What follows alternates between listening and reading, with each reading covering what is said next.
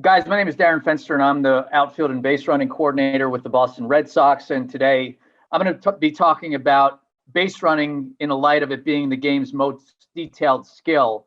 And for coaches out there, no matter what the level, whether it be little league, high school, college, professionally, or even in the big leagues, base running is kind of the redheaded stepchild of the game, where it's without question the most undertaught and undervalued and undercoached, underappreciated side of the game, in large part because there's really only one stat that is specific to base running, which is the stolen base. So with that said, the hardest part about teaching base running is getting a buy-in for guys to care about it as much as they do their hitting, their pitching, their infield, their outfield, all that stuff. And one of the ways that I believe that you could truly do that is to show them exactly how it applies to winning and losing games. And one of the things that we've done with the Red Sox is just to simply go back to game one of the 2018 World Series in a game that we won 8-4 to show exactly how a number of specific base running plays had a direct impact on us winning the first game of the World Series. So here's the first one.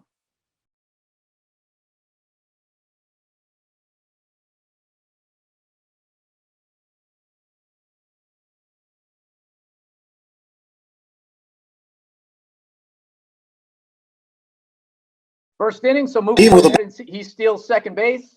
The very next pitch, we have our second base running play of the game. So because Mookie stole second, he's now in scoring position, and he's able to score on a Benintendi single. Benny then advances to second base on the high throw by Puig. Two hitters later, J.D. Martinez singles, Benny scores. So we jump out to a 2-0 lead as a direct result of two very specific base running plays. We move on to the bottom of the third inning in a tie game at 2, man on first and 1 out.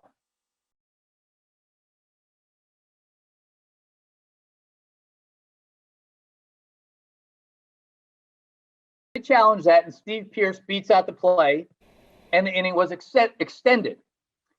Because the inning keeps going, J.D. Martinez, who was the very next hitter, he doubles, and Steve Pearce scores. So by simply busting his ass down the line and beating out a potential inning-ending double play, we're in the position to score that third run. Now we're at the bottom of the fifth inning. Bases loaded, 1 out in a tie game at 3. So again, because Xander beats out a potential inning-ending double play, 1 run scores on that play. There's your 4th run. The inning keeps going. The next hitter is Rafael Devers. He singles. Benintendi scores.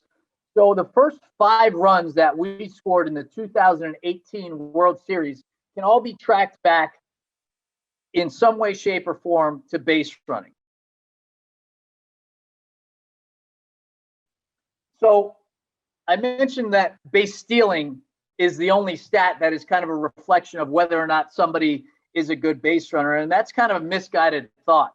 So I'm 42 years old, and I grew up in the days of Rickey Henderson and Vince Coleman, both of whom had 100 stolen bases in a single season 3 times each. Rickey ended with over 400 career stolen bases, averaged 72 in a 162-game season.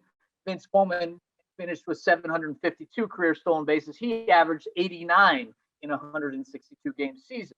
So in 2019, with the understanding that the stolen base in and of itself is becoming a dying skill at the major league level, I was curious what the leaders were in Major League Baseball. So in 2019, there were only 6 guys, these 6, who had more than 30 stolen bases.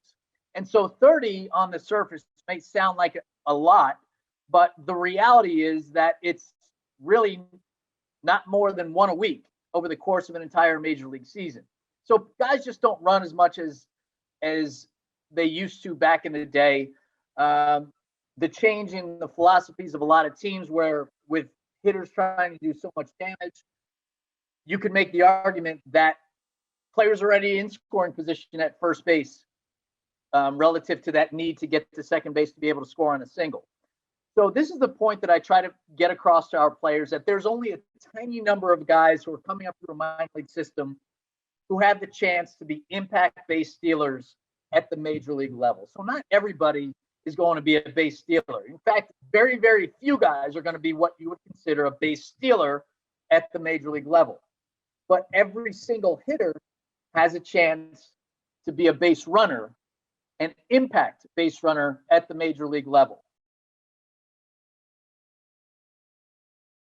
When you're talking about championship base running, it has 5 areas that I've kind of identified. The first of which is professional effort, then the detailed technique, engaged anticipation, smart aggressiveness, and finishing up with competitive edge. But all of those are coming from a foundation of understanding the importance of every 90 feet on the bases. Every 90 feet is one step closer to scoring a run, and every run is one step closer to winning a game. Beating out that double play extends an inning. Getting to second base now puts you in scoring position to score in a single. Getting to third base, you're now in a position to score in an out, scoring an error, scoring a pass ball. So each 90 feet matters. And when your players understand that, all of a sudden, now they have a little bit more of an understanding of why it's important and seeing how it can apply to us winning a World Series or a team winning a division, a high school team winning a state title. It creates a little bit more of a buy-in and attention to detail when you actually practice it. So the first pillar of what I would call championship base running is very, very simple. It's called professional effort. So we're going to take a race here between Bartolo Colon and D. Gordon. So if we were in the audience right now and we were live and not virtual, I would ask everybody, raise your hand if you think D. Gordon would beat Bartolo Colon in a race. And you'd be insane not to raise your hand. The entire room would raise your hand. So what happens when D. Gordon and Bartolo Colon race? Here we go. So of course, Colon is the guy who wins the race. So base running begins with effort, and effort is a simple decision that's completely independent of ability. It takes no athletic ability whatsoever to give your very best effort. The fastest guy in the world and the fattest guy in the world, both of those guys can run just as hard. They're not going to run just as fast, obviously, but they can both run just as hard. And effort for us is a non-negotiable. I played for a guy by the name of Fred Hill at Rutgers University, and then wound up coaching for 6 years after my playing career was over. And he had this saying where, when it came to base running, when it came to effort, that he just said, run for the possible. If you have a short single, you do not Cadillac it around first base, admiring your base hit. You round first base with the effort for that possible double or the outfielder bobbling the ball. You hit a short double. You give yourself a chance at that possible triple. You hit that ground ball back to the pitcher, and that's a sure out. Well, there's no such thing as a sure out. You run for the possible infield hit. You run for that possible error. Effort forces errors, and it changes the entire complexion of playing defense. So what does unprofessional effort look like? It looks like Manny Machado in the World Series.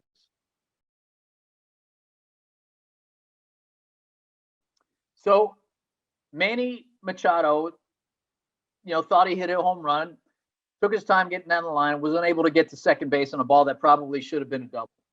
So this was in Game 3 of the World Series, the game that wound up going 17 or 18 innings that the Dodgers eventually won. But who knows what would have happened had he gotten to second. Maybe he's able to score in a single. Maybe he's on second base and he's able to relay a sign to a hitter that's able to get into the ball and, extend that lead to the point where the Red Sox aren't able to tie it and send it to extra innings. Who knows? But the reality is there was a chance to get an extra 90 feet simply from effort, and he didn't get it. What does professional effort look like when you run for the possible? It looks like Mookie Betts.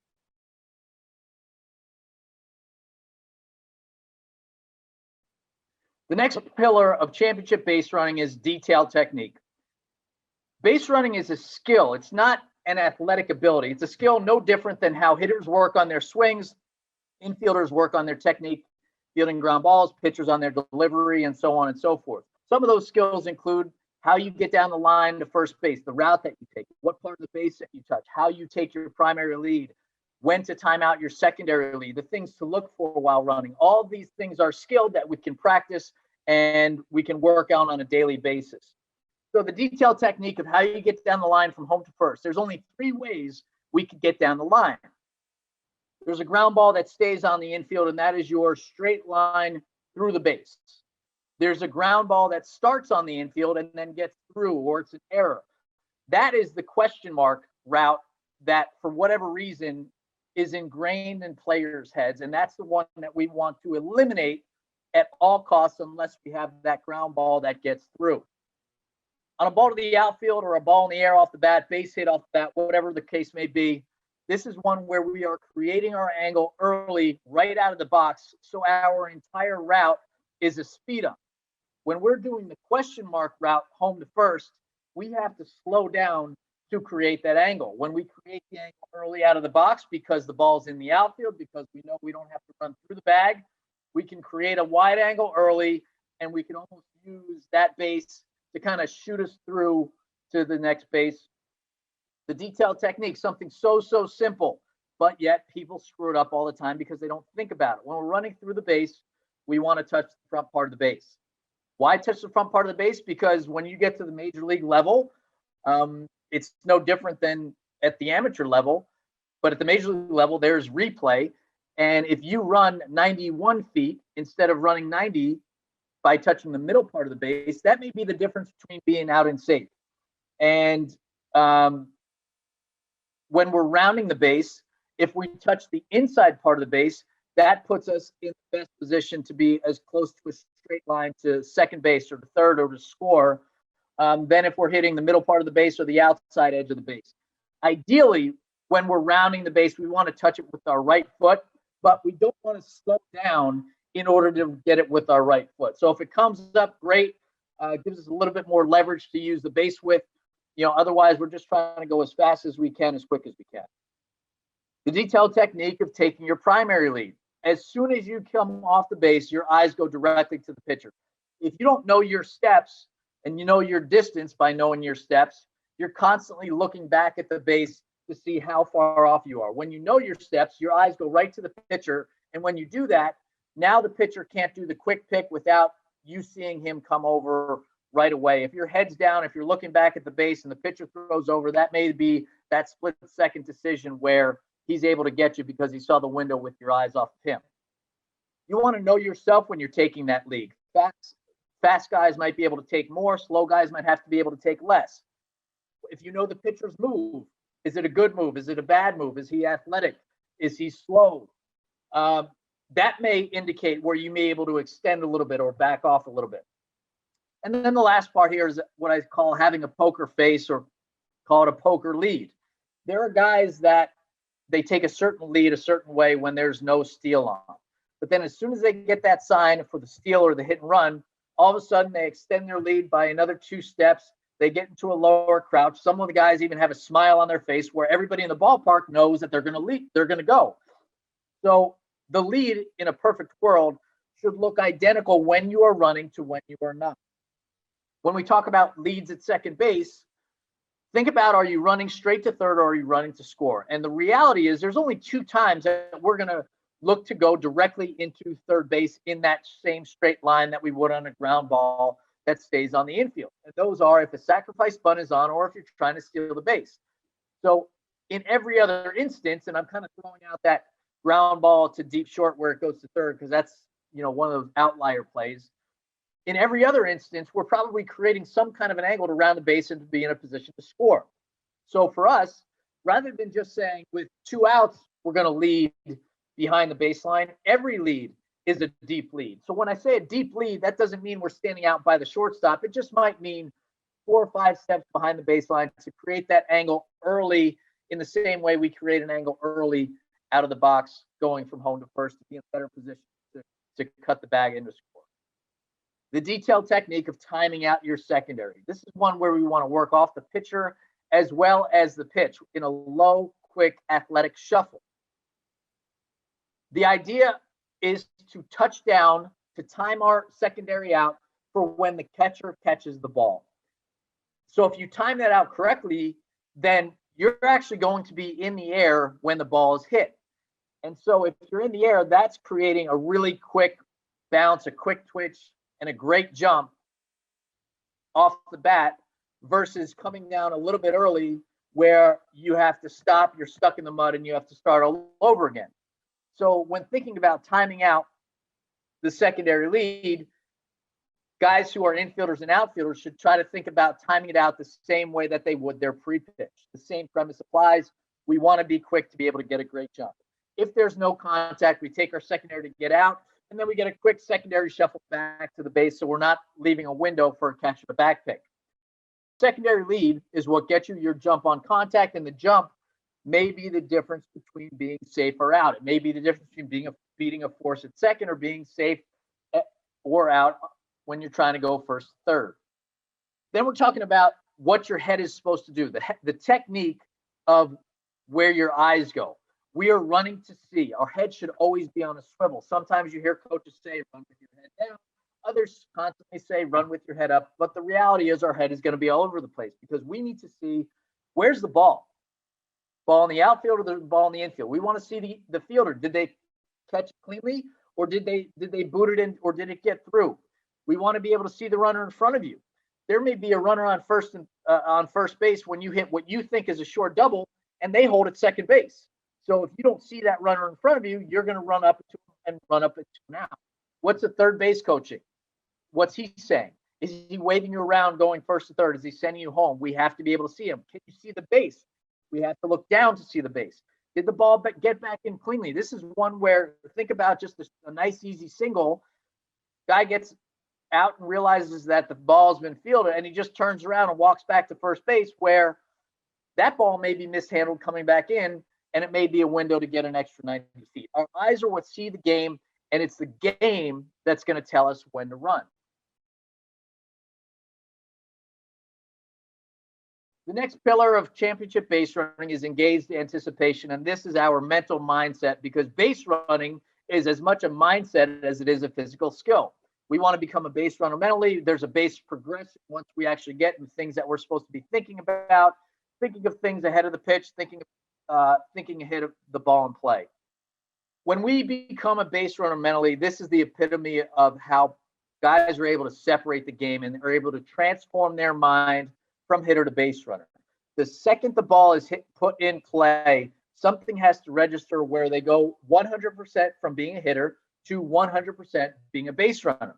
And we're able to see that commitment and focus to running the bases by the effort. So if a guy is pissed off about hitting a ground ball to the infield and doesn't run with that best effort from home to first, that tells us that they're not mentally engaged as a base runner. Commitment starts with effort, and mentally engaged base runners are very, very dangerous base runners. The base progression is thinking about all the things while you're on base before you even take your lead to know what to do on certain situations. So we have to know the score. We have to know the situation. One thing that we started doing on the minor league level is before the third base coach even starts to give a single sign, we want the base runner to tell him how many outs there are. That's his way of registering, all right, there's one out, there's two outs, whatever the case may be. And then you see, looking for the signs, seeing the signs. Look at the defense, see the defense. There are so many times where guys miss signs for nothing more than a lack of focus.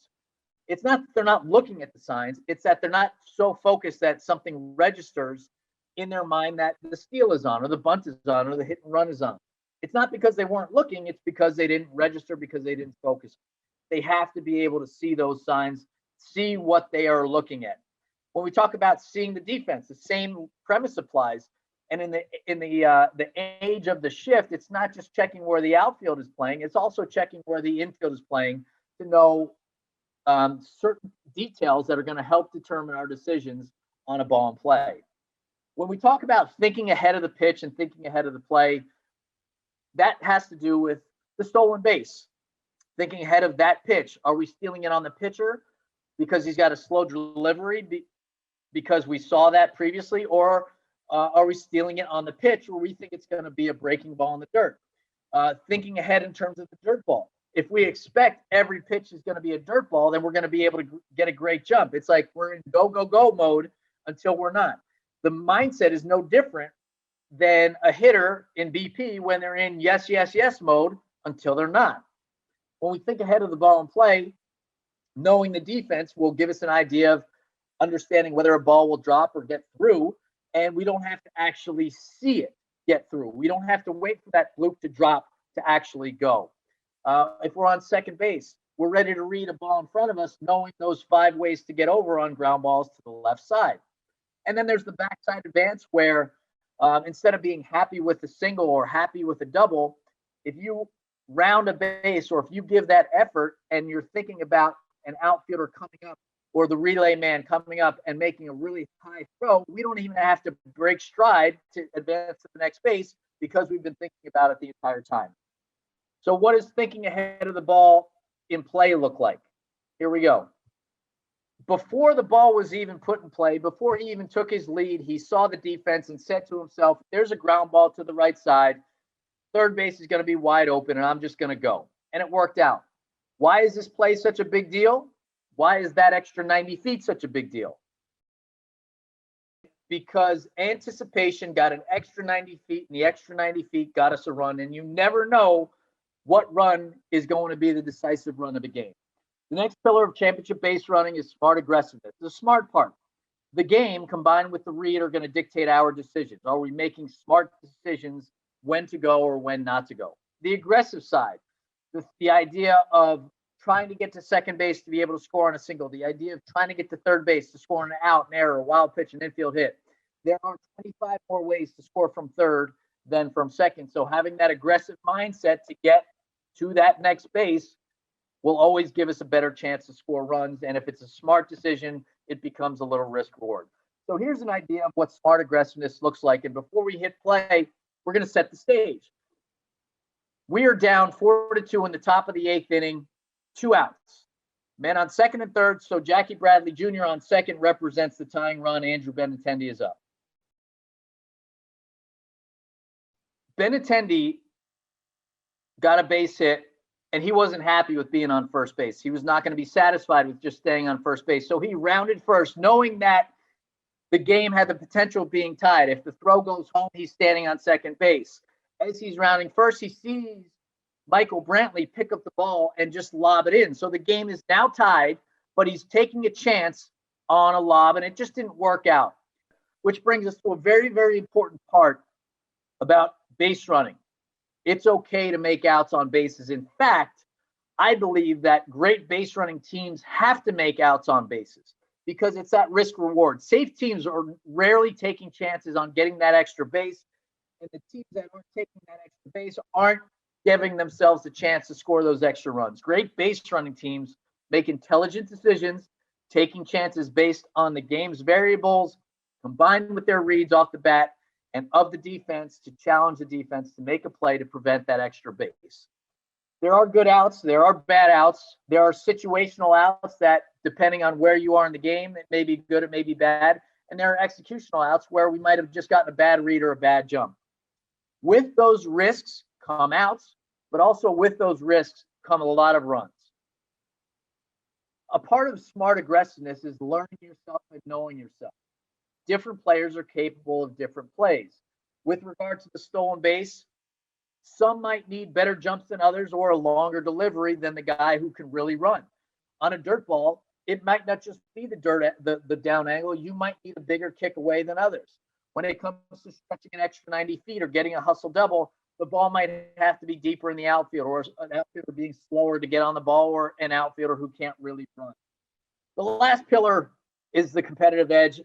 Our edge on the bases comes from our eyes in the dugout, which is simply watching the game to be able to impact the game when the opportunity comes. So things that we could find our edge with our eyes may be a pitcher set looks. So is he 1,001, 1,002 go? 1,001, 1,002 go. When he's on with runner on second base, is he one look and go? If you know that stuff, you can get a better jump. You can get an extra base. Pitcher delivery looks. Is he a slower delivery, a higher leg kick when he throws a fastball or a breaking ball? And that may impact our anticipation, our edge when it comes to stolen bases and dirt ball advances. The pitcher pitch looks. Does that breaking ball show a clear down angle versus what a fastball down looks like? If we could see that down angle, that helps with our anticipation. Pitcher count tendency. If you're watching from the dugout and you notice every time a right-handed pitcher gets to 2 strikes against a right-handed hitter, he's throwing the chase breaking ball. Well, that may allow us to make a decision on a dirt ball or go for a stolen base. The catcher stance looks. Is his ass high? Is his ass low? He may be tipping pitches. Outfield and infield positioning when it comes to potentially going first to third. Outfield arms for the potential to stretch an extra base. For example, when I was managing in Greenville in 2017, Tim Tebow was the left fielder for Columbia. When I was managing in Greenville in Portland in 2018, Tim Tebow was the outfielder in Binghamton. Well, Tim Tebow could not throw. So whenever we had an opportunity to take an extra base to challenge him to throw us out, we liked the risk reward of that. There are free bases all over the field, and it's just a matter of us to take them, to be able to look for them and to be aware of them. There were 3 that we focused on a couple of years ago, and one was dirt ball with the mindset every pitch is going to be a dirt ball until it's not. In order to take that chance for second base, all we need is the ball in the dirt. In order to go from second to third, we need that ball to kick right of the catcher to go towards first base and take him away from the play. When it comes to backside advances, reading that front side throw, we are in a go mindset until it's not, expecting the high throw every single time. And then we have potential where we could take an extra 90 feet by simply reading an outfielder, even though the ball might not be deep enough for us to advance. But if the outfielder's direction is going away from the throw, if the outfielder's feet are not set up to throw, if the outfielder is slow or lazy getting on the ball, those may be windows for us to be able to take an extra 90 feet. Extra 90 feet we could also take on defensive positioning, stolen bases based on the pitcher, the catcher, or the count, or we may be able to sneak a delayed steal on middle infielders or catchers who are sleeping after the ball is not put in play. Here's what those 3 look like. So that ball got away a little bit, and Maldonado had no chance, but Mookie had just gotten a great jump. The backside advance, this is a little bit of a non-traditional one from, it's not coming on to throw home like we saw earlier. Changes the whole complexion of the inning. It goes from first and second to second and third. So we actually get 2 bases for 1 in the sense that because Mookie reads the outfielder, he then advances to third, and then Benny, because his eyes are up and he's reading the throw, he's able to walk into second base. So when you combine those 5 things, the effort, the technique, the anticipation, the aggressiveness, and the competitive edge, you have a championship base runner, and there's nobody better in the game than Mookie Betts.